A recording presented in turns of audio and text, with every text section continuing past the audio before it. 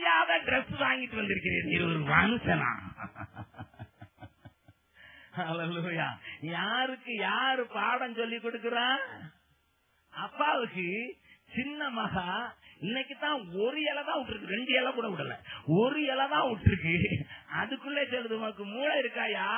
உலகத்துல எல்லாரும் தொப்புல காட்டிக்கிட்டு நடக்கிறாங்களே, நீ என்னடா இப்படி போயிட்டு இருக்கிய? ஒரு ஊழியக்காரர் இப்படியே சொன்னாரு. ஐயா சொன்னதுன்னு சொல்றேன், நான் இனிமே மோசையை போல முக்காடு போட்டுதான் சபையை நடத்தணும் போல தெரியுதுன்னு.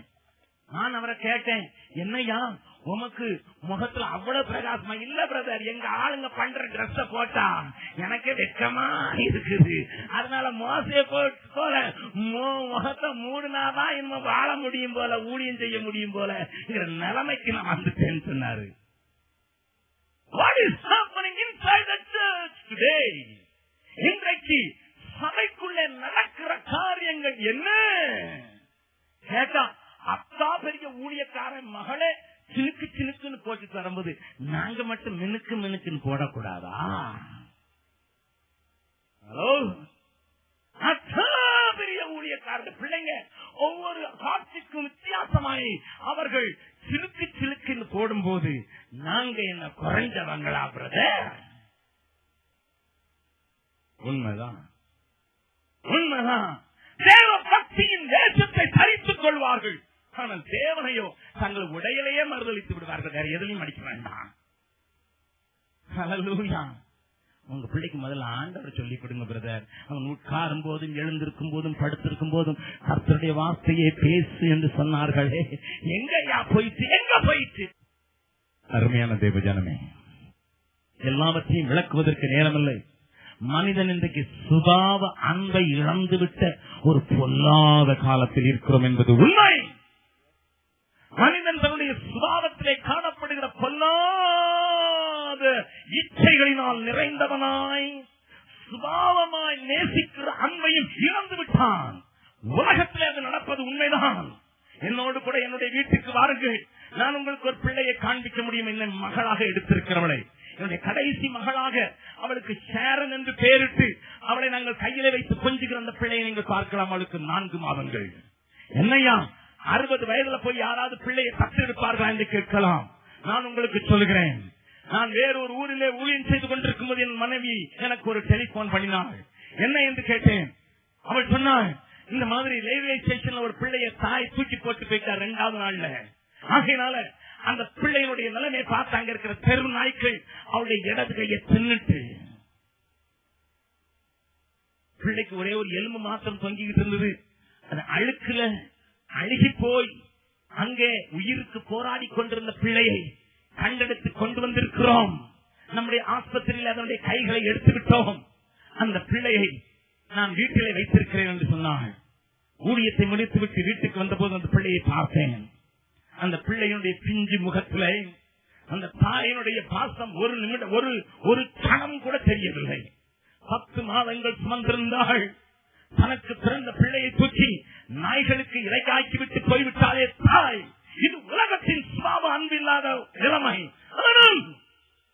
ஆனால் இன்றைக்கு தேவனுடைய பிள்ளைகளுடைய வீட்டிலேயும் சுபாவ அன்பு என்பதே இல்லையாமல் போய்விட்ட ஒரு பொல்லாத கொடிய காலம். It is very difficult to subdue or submit your children. பிள்ளையை வளர்ப்பது அத்தனை கடினமாக மாறிவிட்ட பொல்லாத காலம். ஏன்? இது கடைசி காலம், இது கொடிய காலம். அநேக காரியங்களை சொல்லிக் கொண்டே போகலாம், ஆனால் நான் முடிக்க முடியாது என்பதனால கொஞ்சம் தாண்டி போக விரும்புகிறேன். இந்த காலத்தில் மனுஷன் எல்லா நிலைகளிலையும் his wickedness will be growing. அவனுடைய பொல்லாப்புகள் ஏராளமாக பெருக ஆரம்பித்திருக்கிறது. கடந்த ஆண்டிலே வாலிபர்களுக்கென்று ஒரு விசேஷித்த கூட்டத்தை நடத்துவதற்கு இலங்கைக்கு நானும் சகோதரன் வெஸ்லியும் கடந்து சென்றோம். அங்கே வாலிபர்கள் 82 சபைகளில் இருந்து வந்திருந்தார்கள். யாழ்ப்பாணத்தில் இருந்து கீழே சிங்கள பகுதிகள் வரை 82 சபைகளில் இருந்து சபைக்கு 6 பேர் மாத்திரம் வாருங்கள் என்று அழைப்பு கொடுத்ததினால் 500 பேருக்கு மாத்திரம் எங்களுடைய கேம்ப் சைட்ல இடம் உண்டு என்று சொல்லி 3.5 நாட்கள் அவர்களோடு கூட பேசும்படியாக நான் கடந்து சென்றிருந்தேன். ஏனென்றால் அதற்கு முன்னதாக இதே எஸ்டிசி காலேஜிலேயும், சென்னையிலே எம்சிசி ஸ்கூலிலேயும், திருச்சியிலே அரிஸ்டோ ஹோட்டலிலேயும், கோயம்புத்தூரில் காருண்யா கல்லூரியிலேயும் நாங்கள் கிட்டத்தட்ட 5000 வாலிபர்களை சந்தித்து அவர்களை ஆண்டவருக்கு கொண்டு வர வேண்டும் என்று அவர்களுக்கு நாங்கள் போதித்த போது அவர்களுக்குள்ள பெரிய அழுகையின் குரல் கேட்டது.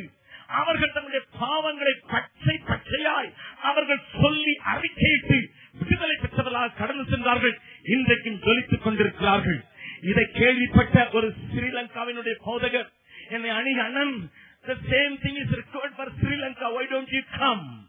ஏன் இதற்கு நீங்கள் வரக்கூடாது என்று கேட்டபடினாலே அதற்கு மாத்திரம் நானும் சகோதரனும் கடந்து சென்றோம். அந்த நாட்கள் மறக்க முடியாத நாட்களாக மாறின.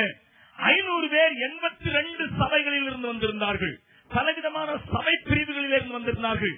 அனுப்பப்பட்டவர்கள் அனைவரும் யூத் லீடர்ஸ். தங்களுடைய வாலிப இயக்கத்தை நடத்துகிற மக்களைத்தான் தெரிந்தெடுத்து போதகர்கள் அனுப்பியிருந்தார்கள். தங்களுடைய வாலிப பிள்ளைகளை நடத்துகிற பெண்களையும் ஆண்களையும் அனுப்பியிருந்தார்கள்.